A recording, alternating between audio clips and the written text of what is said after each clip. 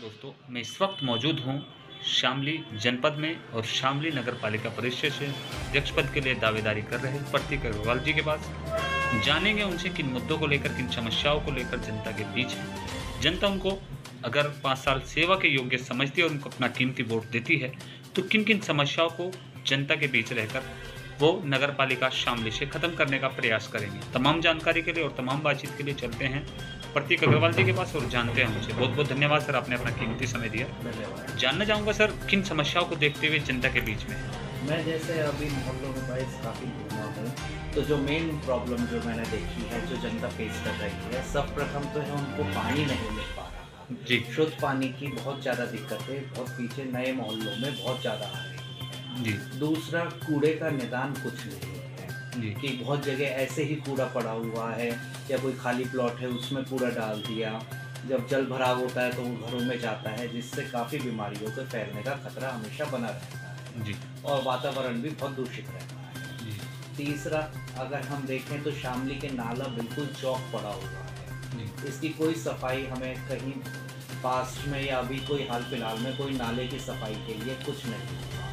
तो ये मैनुअली नहीं हो सकता पॉसिबल, अगर कोई करेगी तो कोई और विद्वान कोई नहीं लेके आ रहा कि नाले की सफाई होगी कैसे। तो मैं तो यही कहूँगा कि अगर आप मुझे मौका देते हैं, सब प्रथम मुझे 2 काम करवाने हैं, घर में पानी पहुँचाना, दूसरा नाले की सफाई, जिन्हें मैं वो देख के करूँगा कि बजट मेरे पास कितना है। उस बजट के हिसाब से मैं आधुनिक तरीके से नाले की सफाई करवाने का पूरा प्रयत्न करूँगा, कितनी जल्दी से जल्दी हम इसे पूर्ण करें। दूसरा, जब लाइट चली जाती है तो आपका पूरी गलियाँ अंधेरे में हो जाती हैं। आप कहीं भी शामली में जाएँ, आपको कहीं रोशनी नहीं दिखाई देती। तो मेरा ये मकसद है कि मैं कम से कम हर 4 लाइट पर 1 लाइट सोलर लाइट लेके आऊँ, जिससे कि कम से कम थोड़ी रोशनी तो आपकी गली मोहल्ले सड़कों पर रहे। तो चौथा पॉइंट कि मोहल्लों की सड़कें बहुत टूटी हुई हैं, तो आपकी कोई सड़क भी मेंटेन नहीं है, तो सड़कों का भी निर्माण, नई सड़कों का निर्माण, जैसे नई बस्तियां बसी हैं तो वहां तक सड़क जानी चाहिए और लाइट का प्रबंध वहां होना चाहिए। ये काम सिर्फ विकास के तौर पे ना लिया जाए, क्योंकि ये एक मैंडेटरी काम है जो नगर पालिका को करने चाहिए और कोई भी आता है उसे ये काम बहुत ज़रूरी है करना।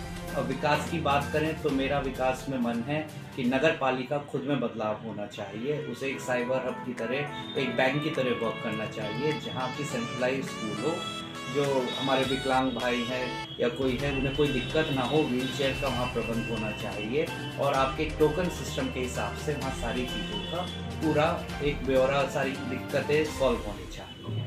तो आगे मेरा ये है कि झंडे पर झंडा आए, ऊपर की घड़ी में टेम्परेचर, आपका पोल्यूशन और सब चीज़ आपको उसमें पता चले, तारीख वगैरह, ऐसा बहुत सारी चीज़ें हैं मेरे विकास में। अगर मुझे कभी कोई मोटा फंड मिलता है, मान लीजिए 100 करोड़ मिला, तो मैक्सिमम फंड मैं कोशिश करूँगा कि एक स्टेडियम लाया जाए शामली में इंटरनेशनल स्टैंडर्ड्स का, उसका मेजर फंड मैं उसमें डालना चाहूँगा। तो ऐसे बहुत सारी चीज़ें हैं जिसका कोई चर्चा नहीं है। चेयरमैन साहब, सबसे पहले मैं बात करूंगा जो आपने पेयजल व्यवस्था के बारे में बात कही है। हाँ, सबसे बड़ी समस्या जो नई कॉलोनियां हैं, नई कॉलोनियों के अंदर विद्युत विभाग को ले लीजिए या पेयजल व्यवस्था को ले लीजिए, दोनों ही सुचारू रूप से नहीं है। तो उसके लिए सबसे पहला प्रयास आपका क्या, जो हमारी नई कॉलोनियां हैं उनके ऊपर फोकस रहेगा?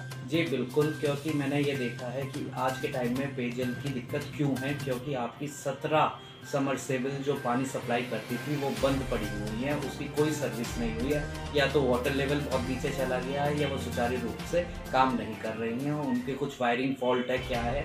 तो मैं सबसे पहले तो पेयजल के बंदोबस्त करूँगा और फिर कूड़े के निदान करूँगा। उसके बाद सर दूसरी समस्या जो आती है, हमारे यहाँ पर जो पीने का पानी है वो काफ़ी दूषित हो गया है बहुत। तो क्या आप बता सकते हैं उस वक्त हमारे जो पानी है उसका TDS लगभग कितना है नगर पालिका शामली?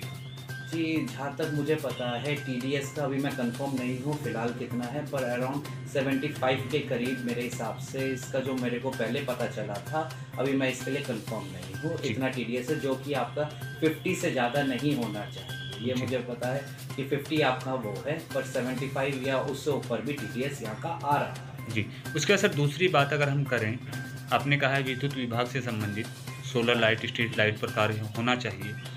तो हमारी जो नई कॉलोनियाँ हैं उनमें कहीं पे कनेक्शन नहीं है, कहीं पर विद्युत विभाग की लाइनें नहीं हैं, तो क्या विद्युत विभाग से संबंधित कार्य भी? जी बिल्कुल, मैंने अभी बहुत से सोसाइटीज़ देखी हैं जो कि एक लॉ वाइज नहीं बनाई गई। जी। तो जिस वजह से जब वो ऑथराइज्ड ही नहीं है सोसाइटी, तो वहाँ विद्युत ने अपनी लाइन नहीं दी। जी। तो कोई भी ये गलतफहमी ना फैलाए कि भाई देखिए जो ऑथराइज्ड ही नहीं है मैं उसमें लाइन डलवा सकता हूँ। जी। वो मेरे हाथ में नहीं है। जी। परंतु जो लीगली पूरी प्रॉपर तरीके से है, तो हम कोशिश करेंगे नगर पालिका के जितने रूल्स एंड रेगुलेशन राइट्स के हिसाब से वहाँ जो हम प्रावधान दे सकते हैं विद्युत विभाग के साथ मिलकर, वो हम उन्हें प्रोवाइड कराएं।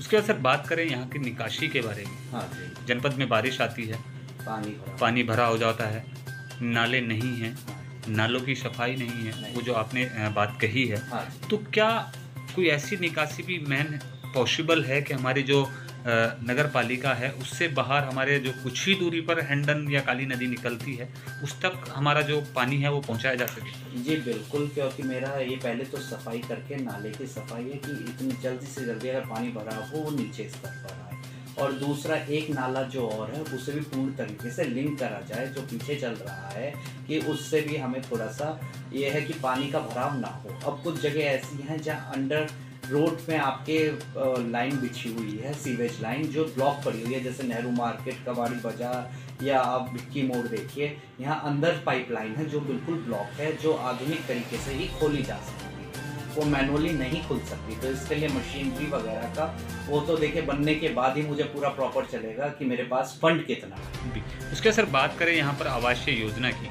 अभी गवर्नमेंट ने काफ़ी आवास गरीबों के लिए दी है, तो क्या जैसे आप समाज सेवा कर रहे हैं, क्या अभी आपको लगता है कि और भी गरीबों के लिए आवास योजना की ज़रूरतें हैं? जी बिल्कुल, जिस हिसाब से शामली की पॉपुलेशन बढ़ रही है, तो उसके हिसाब से आपको शामली का विस्तार करके उसमें आवास को लाना भी बहुत ज़रूरत है। जी। तो जैसे जैसे शामली बढ़ेगी तो यहाँ फंड्स की और सब चीज़ों की सबके योगदान का बहुत ज़रूरी सरकार को भी ख्याल रखना चाहिए। सर सबसे पहले अगर जनता 5 साल आप पर विश्वास जताए और आपको अपना कीमती वोट दे, तो मैं पहला मुद्दा क्या रहेगा? जी सबसे प्रथम तो मुझे पानी पहुंचाना है, क्या जल ही जीवन है, और मेरा पानी पहुंचाने का ये मतलब नहीं कि मैं 24 घंटे चलाऊंगा, चाहे लाइट आए या ना आए, मैं टाइमिंग के हिसाब से आपको पानी पहुंचाऊंगा। तो देखा आपने, ये थे हमारे साथ प्रतीक अग्रवाल जी, जिन्होंने बताया कि समस्या चाहे जो भी हो उस पर काम किया जाएगा। तमाम मुद्दों को लेकर जनता के बीच रहूंगा। जनता अगर मुझ पर विश्वास जताती है और मुझे 5 साल सेवा का मौका देती है तो जनता को हताश नहीं करूंगा और जनता के बीच सिर्फ और सिर्फ विकास के लिए खड़ा रहूंगा। जिस तरह जनता वोट देगी मैं जनता के साथ कंधे से कंधा मिलाऊंगा और विकास कार्यों को पूरा करने का प्रयास करूंगा। देखते रहिए मेट्रो लाइफ न्यूज़, दिखाते रहेंगे पल पल अपडेट।